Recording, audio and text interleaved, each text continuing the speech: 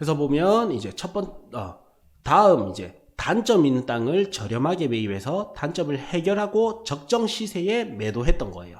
그럼 시세를 보니까 만만하게 일단 볼 수 있는 게 디스코. 그래서 디스코에 이제 이게 팔리고 나서 시세가 이제 이렇게 나왔는데, 여기 보시면 주변에 2018년 3월 당시에도 44만원에 팔렸죠.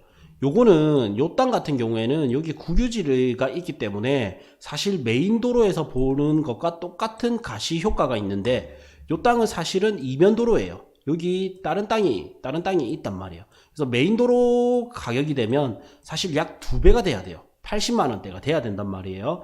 그런데 불구하고 44만원을 거래됐으면 요거 50만원이 훨씬 좋은 거란 말이에요. 항상 이제 단기 투자는 뒷사람 먹을 거를 생각해주고 빠져나와야 된다는 거예요.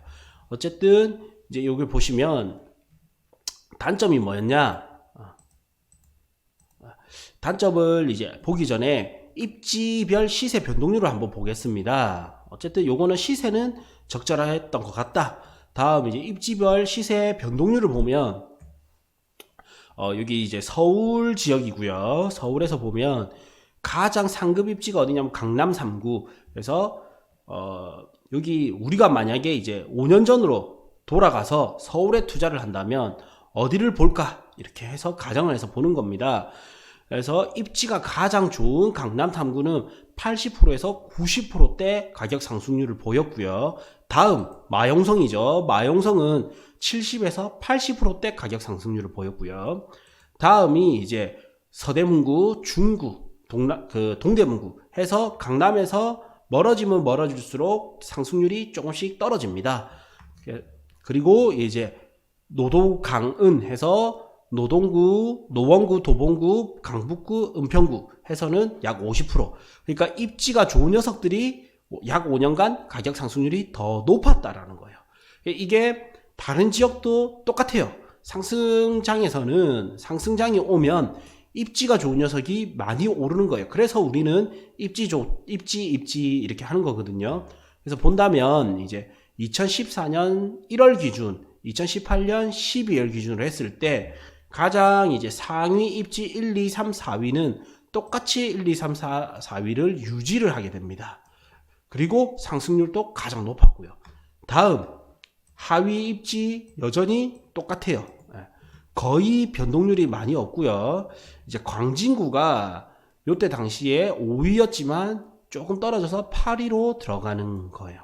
2019년을 보면 이제 광진구가 저평가되어 있죠. 그래서 19년을 보면 광진구가 또 많이 오르는, 19년, 20년에 보면 광진구가 다시 또 많이 오르는, 이런 게 이제 약간 아파트 쪽에서는 갭 메우기 이렇게 들어갈 수 있겠죠. 어쨌든 뭐다? 입지가 좋은 녀석이 많이 오른다는 겁니다.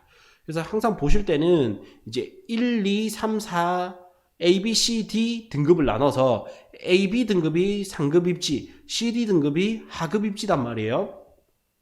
그래서 상급 입지는 어떤 특징이 있냐? 비싸다. 대신에 많이 오른다.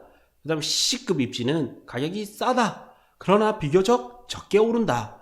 그래서 투자 전략을 입지에 따라서 다르게 가져가야 된다는 겁니다. 그래서 이제 A급 입지는 투자금이 많이 들어가겠죠. 비싸니까.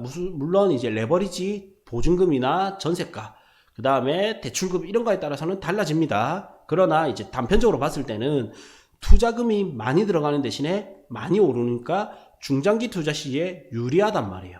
그리고 들고 가면 들고 갈수록 많이 오르기 때문에 오히려 어느 정도 장기 보유를 해주면 상승률이 더 높고 투자 수익률도 더 높아진다. 그래서 장기 투자를 볼 때는 입지가 좋은 녀석이 훨씬 유리하게 됩니다. 그러나 이제 하위 입지는 투자금이 적게 들어가는 대신에 적게 오르죠. 그러니까 어느 정도 오른 시점에서는 빠져나와서 상급 입지로 갈 수가 있어야 돼요. 갈아타기를 할 수가 있어야 됩니다. 그래서 부동산도 입지에 따라서 갈아타기를 할 것이냐, 보유를 할 것이냐, 이거의 전략이 달라집니다. 어쨌든 예를 들어 숫자를 넣어서 이제 대입을 해보겠습니다. 아까 상급 입지는 거의 90%대에서 100%대까지 이렇게 올랐는데 하위 입지는 50% 정도 상승했죠. 그러면 이제 200만원, 이미 비싼 게 더 많이 올라서 400만원이 될 동안 하위 입지는 이제 100만원이었던 게 50% 정도 상승해서 150만원이 되는 거죠. 그래서 상승률 자체는 상급 입지가 당연히 높아지게 되는 겁니다. 그래서 투자 전략을 어떻게 상급 입지는 이미 누가 봐도 좀 좋단 말이에요. 그래서 싸게 사는 것이 힘들어요, 사실. 이제 여기서 내가 발품을 잘 팔아서 싸게 살 수 있으면 좋지만, 이거는 싸게 사는 게 일반적으로는 힘들다. 그래서 뭐다? 선점하는 것이 중요하다라는 거고요. 하위 입지는 반드시 뭐다? 상승률이 낮기 때문에 요것 대비 낮게 되죠. 그래서 싸게 사야지만 이 단점을 커버 칠 수가 있는 거예요. 시간이 지날수록 상승률은 갈수록 벌어지게 되거든요. 그래서 이제 예를 들어서 이게 100만 원 주고 사서 50% 상승하니까 150% 상승. 150만 원 상승하기 때문에 50%가 되겠죠. 이거를 싸게 사는 게 중요한 거예요. 싸게. 그러면 내가 만약에 싸게 하위 입지이기 때문에 75만 원 주고 샀다. 그러면 어떻게 돼요? 이제 100% 수익률을 볼 수가 있게 되겠죠. 그래서 상급 입지에 들어가는 것과 같은 효과를 볼 수가 있습니다. 대신에 요 이후에 시간이 지나면 지날수록 상급 입지가 더 유리하겠죠. 그래서 하위 입지에 투자를 할 때는 치고 빠져야 된다. 싸게 사고 치고 빠지는 게 중요하고, 상급 입지는 들고 갈수록 많이 오르기 때문에 어느 정도 보유하는 게 더 유리하다라는 거예요. 그래서 이런 입지에 따라서 투자 전략도 다르게 세우는 게 좋습니다. 그래서 이제 새만금을 보면 새만금 이렇게 개발지가 있습니다. 여기 개발지가 있으면 당연히 이제 가까운 쪽이 가장 가격 상승률이 높을 수 있어요. 그래서 여기가 A급 입지, 그 다음 B급 입지, C급 입지 일부러 이렇게 나눈 거예요. 사실 이 뒤에까지 보면 여기도 나름 A에 준하게도 되겠지만 어쨌든 조금 더 세밀하게 보면 C급으로 본다면 A, B, C로 이렇게 나눈다면 C급 입지이기 때문에 어떻게 이제 선점보다는 저렴하게 사야 된다. 저렴하게 사야 된다. 새만금이 개발되면 수혜 지역이긴 맞지만 A, B, C로 나눴을 때 조금은 떨어진다. 바로 근교는 아니죠.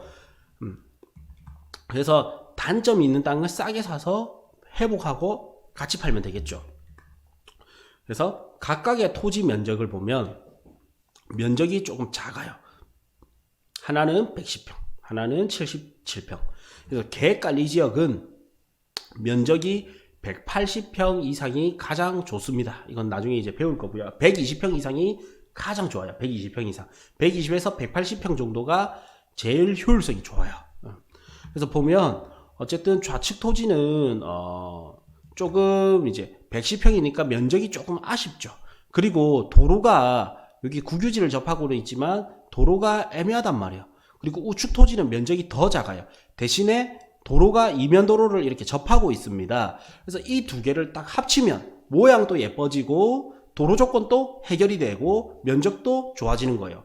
그래서 이 두 개를 같이 사면 단점이 해결하게 되는 거죠. 그래서 이런 거를 살 때는 항상 이제 또 팁을 드리면 동시에 계약을 하는 게 좋아요. 계약은 계약서를 작성할 때가 아니고 돈이 입금될 때가 이제 계약이 최종 성립이 되거든요. 그래서 좌측 토지를 같은 날 계약서를 같이 적는 거예요. 그래서 왜냐하면 내가 좌측 토지를 산다고 했는데 우측 토지를 안 팔게 되면 리스크가 있겠죠. 그래서 좌측 토지를 계약서를 적고요. 우측 토지도 계약서를 적습니다. 그래서 좌측 토지를 계약서를 적고 내가 오전에 적고 오후에 계약금을 입금하겠다 이렇게 해놓고 우측 토지를 오전 내지 오후에 계약서를 작성하고 동시에 계약금을 입금을 하는 거예요. 그럼 동시에 이제 이게 진행이 되는 거죠. 만약에 계약서를 작성하고 계약금을 입금하지 않게 되면 계약이 안 된 걸로 본단 말이에요. 그래서 이렇게 리스크를 낮춰야 되는 거예요.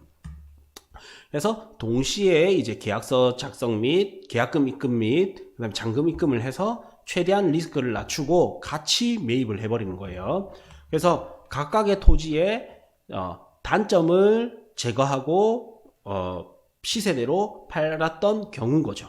그래서 사례를 보면 일단 계획관리 지역이라서 향후에 발전 가능성이 높고 도시지역, 비도시 지역 중에서는 가장 활용도가 높은 땅이었다. 다음에는 이제 건축법상 도로가 확보할 수 있었다. 좌측은 안 됐지만 오른쪽으로 해서는 확보할 수 있었다. 세 번째는 큰 국책사업 영향권이었다.